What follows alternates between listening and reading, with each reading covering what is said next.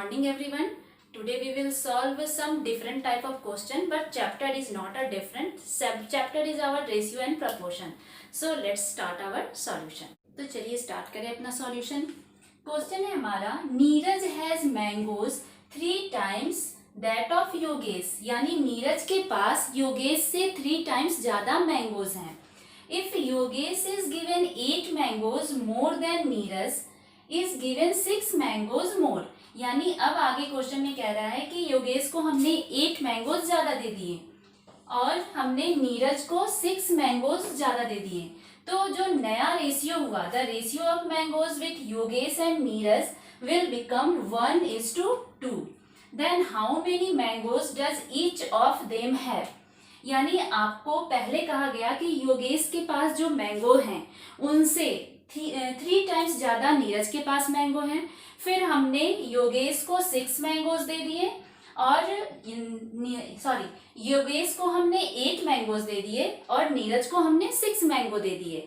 तो जो नया रेशियो बना वो रेशियो हो गया 1:2. तो बताइए कि इन दोनों का जो रियल वैल्यू था मैंगो का वो क्या है. तो सबसे पहले आप सपोज करोगे, क्योंकि आपके पास किसी की भी रियल वैल्यू भी नहीं है और ना ही आपके पास रेशियो है, तो आप यहाँ पे जो इन्फॉर्मेशन दिया है इसको कन्वर्ट करेंगे यानी सपोज करेंगे.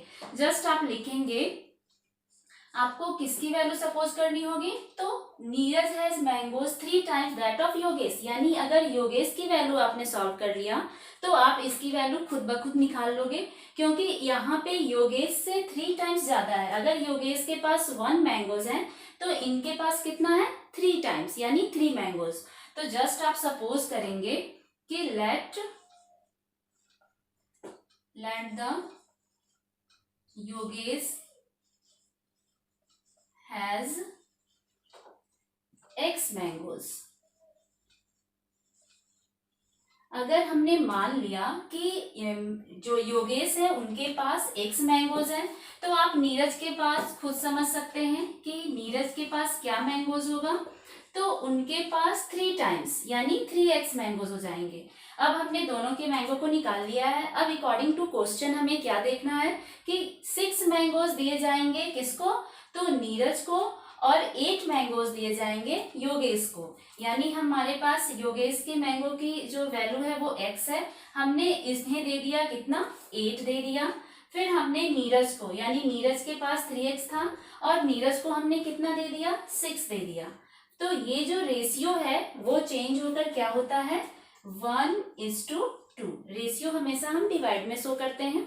और यहाँ आप समझ रहे हो कि हमें क्या करना है, क्रॉस मल्टीप्लिकेशन यूज करनी है. सो 2 multiplied by x plus 8 then 1 multiplied by 3x plus 6.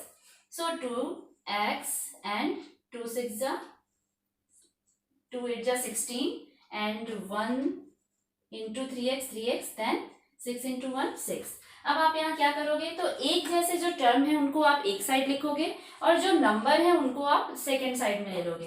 तो हम यहाँ नंबर को ही रहने देते हैं क्योंकि ये नंबर हमारा ग्रेटर है और ये स्मॉलर है. तो स्मॉलर को हम साइड चेंज करके इस साइड लाएंगे तो वो माइनस में हो जाएगा.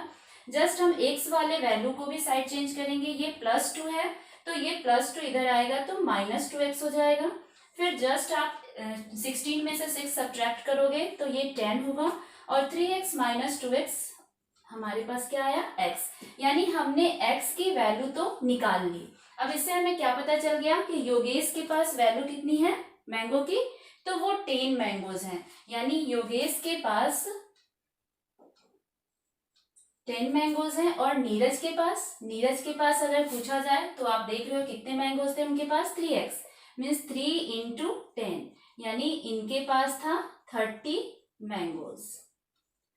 तो आप इस तरह से कोई भी जो क्वेश्चन होता है जिसमें ये रिलेशन दिया जाए कि किससे कौन कितना टाइम्स बड़ा है या छोटा है, तो आप इस फॉर्मेट को यूज करके बना सकते हैं.